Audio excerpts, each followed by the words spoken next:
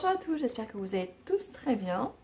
On se retrouve aujourd'hui pour une petite vidéo lecture. Je vais vous parler des derniers livres que j'ai lus.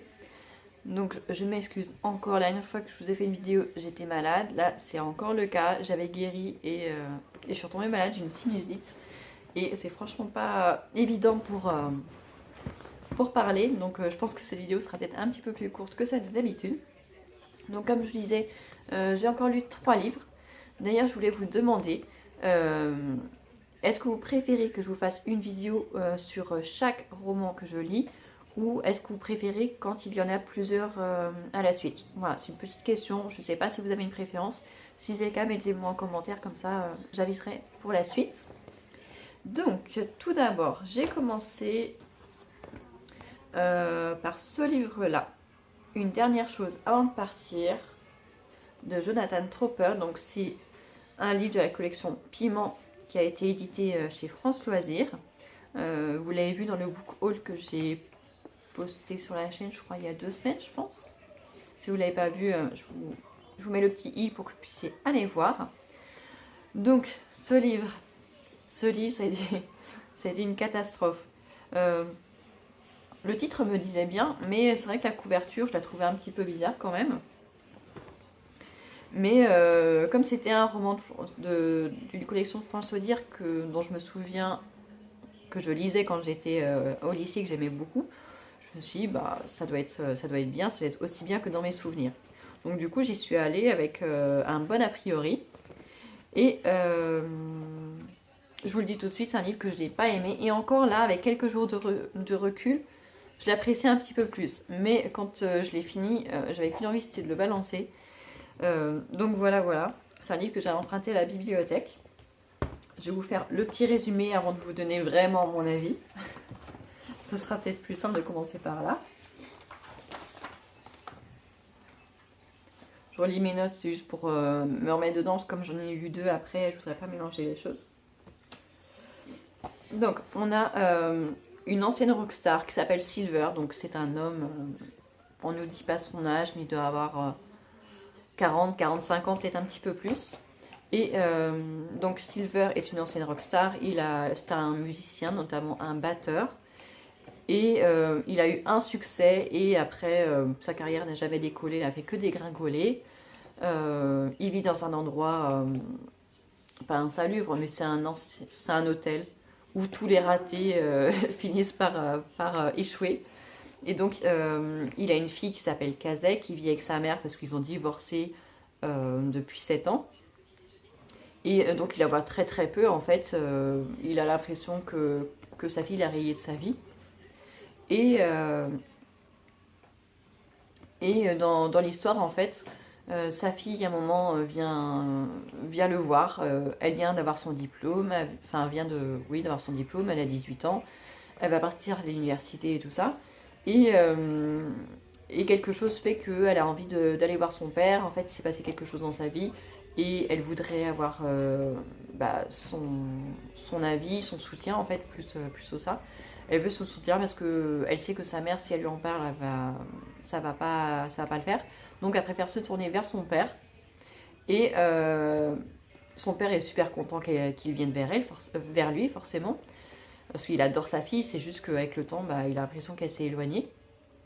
Et en fait, elle lui apprend qu'elle est enceinte, alors que quelques jours auparavant, elle était encore vierge. Et du coup, elle attend de lui qu'il la conseille, soit d'avorter, soit de garder le bébé. Et finalement, au bout de quelques temps, il va l'accompagner dans une clinique ou un dispensaire, je sais pas. Un endroit en tout cas où il ne demande pas tous les papiers d'assurance et tout ça. Et pendant qu'ils sont là-bas à l'hôpital, où elle pense avorter, je crois, et en fait, lui, il va faire un malaise, et ils vont découvrir en fait qu'il risque de mourir. Il a une déchirure aortique, et du coup, il faudrait qu'il se fasse opérer. Il a 2 choix, soit il se fait opérer et il a une chance de vivre, soit il ne se fait pas opérer, il sait de qui va mourir, mais il ne sait pas quand, et ça lui laisse le temps de faire ce qu'il veut en attendant. Et comme c'est quelqu'un de lâche, il n'a pas trop envie de se faire opérer, vu qu'il trouve que sa vie est sans intérêt, il se dit pourquoi continuer. Donc il décide de ne pas se faire opérer. Mais en faisant ça, eh ben, sa fille va lui en vouloir, son ex-femme va lui en vouloir aussi, ses amis qui sont aussi des ratés entre guillemets, qui vivaient dans le même hôtel que lui, sont un petit peu choqués aussi, ils lui en veulent d'abandonner comme ça, d'abandonner tout le monde en fait. Et il y a une personne en particulier qui lui conseille de se faire opérer, bah, c'est le fiancé de son ex-femme. Pour le coup, lui, c'est quelqu'un de très sympathique. Et même si c'est l'ex de sa fiancée, il lui vient en aide, il lui conseille de se faire opérer. Enfin, il le soutient comme pas possible. Et donc voilà. C'est l'histoire du livre, hein, tout simplement. Et le livre fait 400 pages à peu près. Et pendant plus de 100 pages, l'auteur nous rabâche à quel point Silver est un raté. Il a raté sa vie, il a tout raté. Et c'est long, long, long, et ça en finit pas. Donc c'est pour ça que je n'ai pas aimé ce livre. Ce livre, je l'ai fini je crois en 4 jours. Mais j'ai eu l'impression que ça faisait une éternité que j'étais dans ce livre, ça avançait pas. C'était triste. Alors il y a des moments qui sont moins tristes que d'autres, mais j'ai trouvé trop triste. Il y a quelques moments rigolos, mais sans plus. Je l'ai trouvé très sombre. Ça parle de parentalité, de doute, de pardon. Donc ça parle de plein de choses intéressantes. Mais j'ai trouvé que c'était fade, c'était bof. On nous parle trop du type et du fait que c'est un raté. Et on a pitié de lui, mais en même temps, il fait rien pour qu'on l'aime vraiment. Donc voilà, donc c'est un livre que j'ai pas spécialement aimé. Enfin, comme je vous disais tout à l'heure, quand je l'ai fermé, je me dis ouf, enfin, je l'ai terminé, je vais pouvoir passer à autre chose. J'aurais pu aussi l'abandonner en cours de route, mais j'aime pas, j'aime savoir la suite. Je me dis que si l'auteur l'a écrit, c'est qu'il y a une raison, et puis j'ai envie de savoir ce qu'il avait dans la tête jusqu'au bout. Donc voilà, donc je lui ai quand même mis une étoile. J'aurais pu lui en mettre 0, mais ça m'a quand même occupé, donc je lui ai quand même mis une étoile. Je pense qu'aucun livre ne mérite 0 étoile. Mais je trouve ça quand même très très très dommage d'avoir mis autant l'accent sur le fait que c'était un raté aussi longtemps dans le livre. Je pense qu'ils auraient pu le faire différemment. Et en plus, on n'a pas vraiment de fin. On nous laisse imaginer la fin, mais en fait, ça peut être une fin comme ça peut être l'inverse. Donc c'est un petit peu dommage. J'aurais bien aimé avoir une vraie fin. Donc voilà, donc c'est pas un livre que je vous recommande forcément. Si vous avez envie de le lire, allez-y, mais pour moi, ça a vraiment pas été une partie de plaisir. Ensuite, donc ça c'est un livre que j'avais emprunté à la bibliothèque, donc il faut que je le rende. Et ensuite, en deuxième livre, j'ai lu un livre que j'ai acheté récemment, justement, comme je disais, dans Book Haul, que j'ai acheté sur la bourse aux livres. Et c'est On regrettera plus tard, de Agnès Ledig, aux éditions Pocket.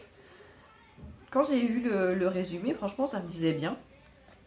La couverture aussi, elle est sobre, mais sympa. Le titre, On regrettera plus tard. Ça me disait envie de le lire. Donc j'y allais avec envie, avec détermination. Surtout après celui-ci que j'avais détesté, je me disais ça pouvait pas être pire. Et je vais vous faire le petit résumé. Donc, une dernière chose. On regrettera plus tard. C'est un roman, déjà. En fait, lors d'un violent orage d'été, ça se passe début juin, mi-juin en 2010. On a un père et sa fille qui vivent dans une roulotte, qui voyagent. Ils parcourent toute la France en roulotte avec juste 2 chevaux. Et au mois de juin, il y a un gros orage. Il y a un arbre qui tombe sur leur roulotte qui abîme la roulotte. Et la petite fille a de la fièvre, donc il doit absolument la mettre à l'abri. Et ils connaissent personne puisqu'ils ne s'arrêtent jamais très longtemps dans un village. Et là, ils sont près d'une grande maison, donc ils décident d'aller toquer à la porte. Et donc, ils toquent à la porte de Valentine, qui est l'institutrice du village. Et bien sûr, elle accepte de les faire entrer et de les aider. Donc, elle va les faire entrer, elle va sécher la petite fille qui a 7 ans. Elle va appeler le médecin pendant que son père va mettre à l'abri les chevaux, parce que du coup, ils sont restés sur le bord de la route. Il faut les mettre à l'abri aussi à cause de l'orage. Et donc voilà comment se débute le roman. Et comme la petite fille est malade, bah, Valentine leur propose de rester dans sa maison le temps qu'elle puisse guérir. Et aussi le temps au père pour qu'il puisse réparer la roulotte avant de repartir, parce qu'ils ne peuvent pas repartir avec une roulotte qui n'a plus de toit. Et donc voilà. Et il y a des choses qui ne sont pas dites dans le résumé, notamment ça se passe à 2 époques différentes. On a une partie du roman qui se passe en 2010 et une autre partie du roman qui se passe en 1944 pendant la guerre. Et ça change quelque chose. Je ne m'y attendais pas à ce qui est parti dans le passé. Et cette partie dans le passé explique le présent, notamment la vie de Valentine, institutrice. Et j'ai trouvé que c'était mal fait parce que dès le début, en fait, quand on commence à lire les premières pages de ce qui se passe en 1944, on se rend compte que c'est la grand-mère de Valentine, son histoire, mais on ne nous le dit pas. Donc je trouve que c'est... soit ils nous auraient dû nous le dire directement, et à ce moment-là, il n'y avait pas de suspense du tout, soit ils auraient dû mieux le cacher pour qu'on le découvre vraiment à la fin et que ça fasse une bonne surprise. Pour le coup, on découvre trop vite tout seul et je trouve que ça fait un peu pchit. Donc j'ai pas spécialement aimé.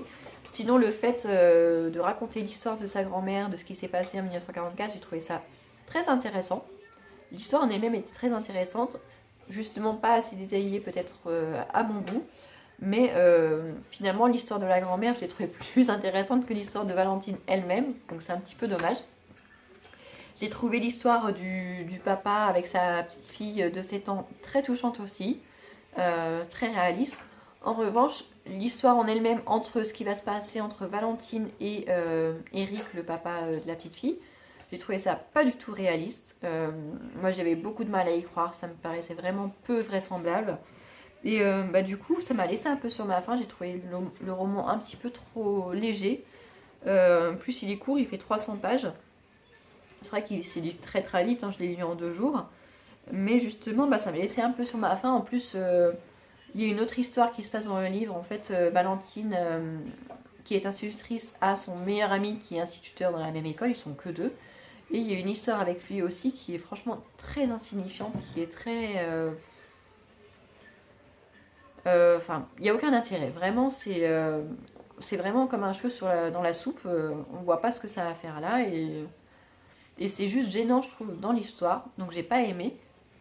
Et du coup, en termes d'histoire, il y a une fin qui est plutôt agréable. Ouais, la fin est plutôt plaisante. Mais par contre, je lui ai mis sur 5 étoiles, je lui ai mis que 2,5 étoiles. Parce que je trouve que voilà, ça m'a pas transcendé. Je m'attendais à mieux. Parce que cette autrice, j'en ai entendu pas mal parler ces derniers temps. Et du coup, je crois que j'attendais un petit peu plus d'elle. Mais voilà, un autre truc aussi que je n'ai pas aimé dans son écriture, c'est les phrases sans verbe. Je déteste ça, j'aime les choses qui sont bien écrites. Et voilà, j'ai eu un petit peu de mal avec son écriture. Mais en même temps, j'ai envie de lire d'autres histoires d'elle parce que quand, à la fin du livre, ils nous mettent les autres romans qui sont parus chez le même éditeur, que ce soit les photos ou les titres, ça me donne envie. Alors voilà, je pense que je relirai d'autres romans de cette autrice, mais j'en attendrai peut-être un petit peu moins, je serais peut-être du coup un petit peu moins déçue. Voilà, donc j'étais déçue par ce livre.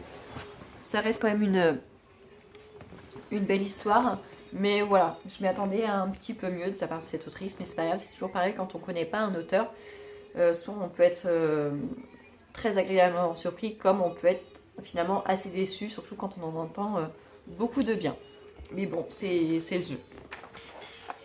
Et en dernier livre, j'ai lu, cette fois c'était un e-book sur ma liseuse, donc j'ai une Kindle d'Amazon. Et c'est un livre que j'ai emprunté via mon abonnement Amazon Prime. Il y a l'option Prime Reading avec certains livres qu'on peut emprunter pendant plusieurs semaines avant de les rendre. Et il y avait un titre qui me disait bien, s'appelait La Sœur disparue de Kendra Elliott. Je dirais que c'est un thriller. Et ce que je ne savais pas, c'est que c'est un tome 1. En fait, il y en a 2 autres de la collection Columbia River, de la même autrice bien sûr. Donc je ne savais pas au début qu'il y avait 2 tomes à la suite, je l'ai su qu'arrivé à la fin du livre, mais ça c'est pas grave du tout. Donc c'est un livre que j'ai lu gratuitement, donc ça c'est cool aussi. Pourquoi je suis allée voir sur ma Kindle ce qu'il y avait actuellement? Tout simplement parce que la bibliothèque, j'ai beaucoup de mal à trouver des choses qui m'intéressent en ce moment. Je trouve que ils ont à peu près toujours les mêmes auteurs. Je trouve qu'il y a peu d'auteurs vraiment contemporains actuels. Donc je suis assez déçue de ce qu'ils proposent. Donc c'est pour ça que là, ces derniers temps, j'avais fait une commande sur le site de la Bourse aux livres. Et aussi, je regarde plus attentivement ce qu'il y a sur Kindle qui est gratuit. Et donc là, c'est un thriller que j'ai lu qui fait à peu près 380 pages. Donc l'histoire, en fait, c'est tout simplement, ça se passe aux États-Unis, dans le nord-est, oui, dans le nord-est des États-Unis, en Oregon, dans une petite ville toute tranquille, toute simple. Et malheureusement, on retrouve un jeune couple mort chez lui, qui a visiblement été assassiné. Et la personne qui découvre les corps des 2 personnes qui sont mortes s'appelle Emily. Et elle-même, 20 ans plus tôt, elle avait perdu son papa. Son papa avait été assassiné également. Et elle retrouve le corps du jeune homme pendu à un arbre comme l'était son père avant lui 20 ans plus tôt. Et du coup, ça va remuer beaucoup de choses. Et au début en fait, de cette enquête, normalement c'était le shérif du coin qui aurait dû s'en occuper. Mais elle avait peur que l'enquête soit un peu bâclée. Et du coup, elle a fait le forcing pour appeler le FBI. Et le FBI s'est déplacé pour cette enquête. Et en fait, en recherchant ce qui s'était passé pour ce jeune couple, ils vont arriver à se demander ce qui s'était vraiment passé 20 ans auparavant avec le meurtre du père d'Emily, voir si c'était vraiment la personne qui était en prison qui avait vraiment commis ce meurtre ou pas, parce qu'il y avait quand même beaucoup de similitudes entre les 2 meurtres. Et donc voilà ce qui se passe dans ce roman. C'est un roman que j'ai beaucoup aimé. Notamment, je pense, du fait que c'est l'histoire d'une famille dans cette ville, en fait, une famille qui est très importante dans cette ville et beaucoup de choses vont se passer autour de cette famille-là. Donc j'aime bien en général quand ça se passe comme ça. Tous les personnages sont quand même assez intéressants, attachants. Même les 2 agents du FBI, on n'a pas l'impression d'être avec des agents du FBI. Ils sont très empathiques. Ils sont en plus la première témoin du meurtre va, je ne veux pas dire qu'elle va tomber amoureuse d'un des agents du FBI, mais je pense, on va dire que si. Il y a une attirance aussi de son côté, donc ils ne doivent pas céder à cette attirance parce que il est en train de travailler, mais en même temps c'est assez difficile. Et l'enquête est très bien menée, ça se déroule très facilement, on comprend les aboutissants petit à petit, mais ça n'arrive pas trop vite. Ce dont j'ai peur souvent dans les thrillers, c'est de trouver trop facilement qui est l'assassin et tout ça. Et là, franchement, ça se déroule tranquillement. On y va petit à petit. L'histoire est intéressante. C'est une histoire sur un crime raciste dans l'Oregon qui remue des choses du passé. Donc, je trouvais ça très intéressant aussi sur l'histoire des États-Unis.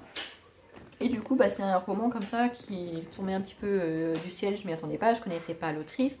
Et franchement, c'était une très bonne pioche. Il est très très intéressant. Il est surprenant de bienveillance. Voilà, c'est un thriller et en même temps, on a l'impression que tout le monde est super bienveillant envers tout le monde dans ce livre et j'ai trouvé ça très agréable. L'écriture de Kendra Elliott, elle est vraiment très agréable à lire. On imagine très bien les paysages, on se les imagine très bien, on ressent très bien l'ambiance qu'il peut y avoir entre les personnages entre eux, entre les agents du FBI, les gens de la famille d'Emily. C'est vraiment très bien fait, que ce soit pour le présent, mais même ce qui s'est passé pour le passé. Et donc j'ai beaucoup aimé. Donc celui-ci, je ne lui ai pas encore donné de note parce que je l'ai fini il y a juste quelques heures. Il est 14h, je l'ai fini ce matin. Donc je ne lui ai pas encore donné de note, mais je pense que je lui donnerais bien un 4 ou un 4,5, peut-être même 5 étoiles, je ne sais pas encore. J'attends un petit peu parce que bah justement je suis encore dans l'histoire, donc je pense qu'il faut que j'attende un petit peu d'avoir du recul sur ce livre. Mais en tout cas c'est un livre que j'ai beaucoup aimé. Donc c'est La Sœur disparue de Kendra Elliott, le tome 1. Et j'ai vu qu'ils étaient aussi le tome 2 et le tome 3 sur Kindle. Mais autant celui-ci était gratuit, les deux autres ne le sont pas. Donc je sais pas si je vais enchaîner tout de suite ou si je vais attendre un petit peu. On va voir, il est pas très cher, il est à 5 €, il est à 4,99 je crois. Donc je le lirai, c'est sûr, mais je ne sais pas si je le lirai tout de suite ou si je vais attendre un petit peu. Donc voilà, sur les 3 dernières lectures que j'ai faites, il y en a une que j'ai vraiment adorée, c'est la dernière. Une qui a eu vraiment beaucoup de mal à passer, c'est la première. Et une entre les deux, celle-ci, bon, c'était censé être un bon livre, mais j'ai été déçue. Donc là, je ne sais pas encore ce que je vais commencer à lire. J'avais pris celui-ci à la bibliothèque en même temps que l'autre, Artifice de Claire Berès. Mais maintenant que je l'ai à la maison, il me dit rien. J'ai lu le résumé et franchement, ça me dit rien du tout. Et en plus, comme c'est un gros livre, du coup, j'ai peur de m'ennuyer. Enfin, il fait 400 pages. J'ai peur de m'ennuyer. Et en plus, comme je suis malade et que je peux pas faire grand-chose à part lire, je sais pas, ça me dit trop rien. Donc je pense que je vais le rendre sans l'avoir lu. Et en revanche, dans ma bibliothèque, dans les livres que j'ai achetés récemment, il y a celui-ci, Mini accro du shopping, de Sophie Kinsella, de la collection Piment de Françoisir. Donc je pense que je vais peut-être lire celui-ci ou un livre sur ma liseuse. Je ne sais pas encore, j'en ai 2 autres de Prime Reading qui sont déjà téléchargés, qui me plaisent pas mal. Donc je sais pas encore. Mais en tout cas, je vais commencer un nouveau livre ce soir, c'est sûr, mais je ne sais pas encore lequel. Donc voilà. J'ai plein d'idées de vidéos à faire dans les prochains jours, les prochaines semaines. Mais ça va dépendre déjà si j'arrive à me rétablir facilement ou pas. Mais il y a 2 vidéos que j'aimerais bien faire en lien avec la lecture. J'aimerais bien faire un reading vlog plutôt que de réunir tous les romans en une seule fois. Parce que je me suis rendu compte qu'en commençant un livre, en cours du livre, à la fin du livre, j'avais pas forcément les mêmes ressentis. Donc je me suis dit que ça pourrait être sympa de vous partager ça dans un vlog spécial lecture. Et j'aimerais bien me faire aussi un petit défi que j'ai découvert sur d'autres chaînes Booktube. Donc voilà, je pense que je ferai ça dans les semaines qui viennent, mais peut-être pas tout de suite. Mais voilà, si je commence un nouveau livre aujourd'hui, je le ferai peut-être dans un reading vlog. Ça me tente bien, j'en ai jamais fait, donc je sais pas ce que ça va donner. Mais donc voilà. Bon, en tout cas, j'espère que vous aurez passé un bon moment avec moi, malgré ma sinusite qui m'empêche un petit peu de parler. Mais en tout cas, moi je suis toujours très contente de partager mes lectures avec vous. Et je vous dis à très bientôt dans une nouvelle vidéo et aussi dans les commentaires. À très bientôt!